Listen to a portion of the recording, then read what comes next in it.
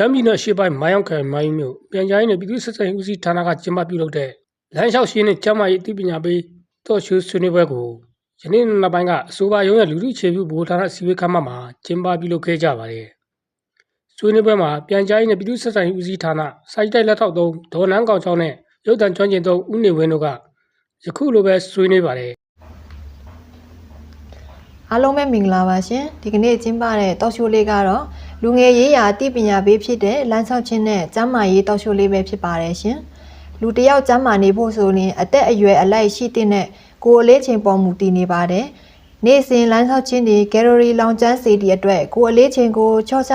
ပေးပြီးအဝလွန်ခြင်းကိုကာကွယ်ပေးနိုင်ပါတယ်နေ့စဉ်ပုံမှန်လမ်းလျှောက်သူများသည်လမ်းမလျှောက်သူများထက်ပို၍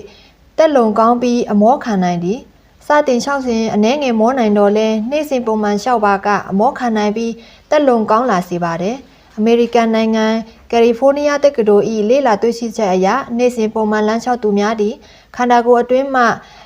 အင်ဒိုဖင်ခေါ်ဟော်မုန်းဓာတ်တစ်မျိုးထွက်ပြီးရင်းအီအာနိတင်ကြောင့်ကိုယ်ရောစိတ်ပါလန်းဆန်းစေကြောင်းသိရပါတယ်။နက်နက်စောစောလမ်းလျှောက်ပါကအုံနောက်နှင့်အာယုံကြောကိုအားကောင်းစေပြီးအဇိုင်းမာယောဂါကိုကာကွယ်ပေးသလိုအသက်ကြီးရင်သူများအတွက်တတိမေယောဂါမဖြစ်အောင်လဲကာကွယ်ပေးကြောင်းသိရပါတယ်။နေ့စဉ်ပုံမှန်လမ်းလျှောက်ပါကဝမ်းမှန်အောင်အထောက်အကူပြုသည့်အတွက်ဝမ်းချုပ်ခြင်းကြောင့်ဖြစ်တတ်တဲ့ဥမကြီးကင်ဆာကိုလည်းကာကွယ်ပေးပါတယ်။တရက်လျင်ပုံမှန်မိနစ်30နှုန်းဖြင့်တပတ်နေ9ရက်ခန့်လမ်းလျှောက်ပေးပါကနှလုံးရောဂါဖြစ်နိုင်ခြေကို19%အထိလျှော့ချနိုင်ပါတယ်။အစာစားပြီးတိုင်းခက်မှန်မှန်15မိနစ်ခန့်လမ်းလျှောက်ပါကသွေးသွင်းတကြားဓာတ်ကိုလည်းလျှော့ချပေးနိုင်ကြောင်းသိရပါတယ်။လမ်းလျှောက်ခြင်းဒီနှလုံးနှင့်သွေးကြောဆိုင်ရာယောဂများကိုကာကွယ်ကုသရာတွင်လည်းအထောက်အကူပြုပါတယ်။လမ်းလျှောက်ခြင်းတွင်သွေးအတွင်းမကောင်းသည့်အဆီများတိုးမလာအောင်ဟန်တာပေးသည့်အတွက်ကိုယ်လေးခြင်းကိုထိမ့်ပေးပြီးအဝလွန်ခြင်း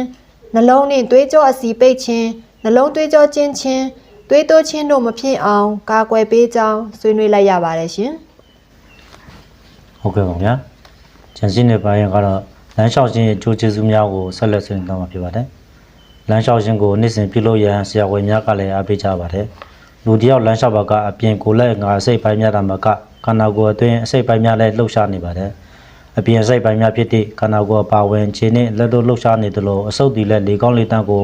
ရှူရှက်ရသည့်အတွက်ဖောင်းကြွနေပါတယ်။ခြေနှင့်လက်တို့လှုပ်ရှားသည့်အတွက်စက်သားများသည်စလိုက်တန်းလိုက်လက်ပတ်လိုက်အလိုလျောက်ဆုပ်နေပြီးသားဖြစ်နေပါတယ်။ခြေလက်များအပြင်လေပင်ရင်ကောင်းဇီးခုံကြောရိုးနှင့်ဒီမစုံရိုးများလည်းပါဝင်လှုပ်ရှားနေပါတယ်။လမ်းလျှောက်ခြင်းကြောင့်အောက်ပါကျန်းမာရေးအကျိုးစီးများကိုလည်းရရှိမှာဖြစ်ပါတယ်။ရင်းတို့မှာတစ်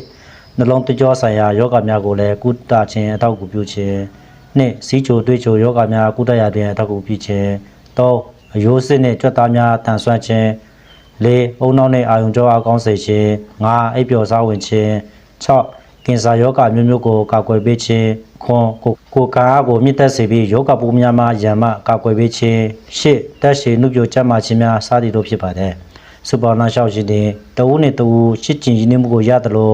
ပျော်ရွှင်မှုကိုလည်းရရှိစေပါတယ်အထူးသဖြင့်ကျန်းမာရေးကိုအလွန်ကောင်းမွန်စေပါတယ်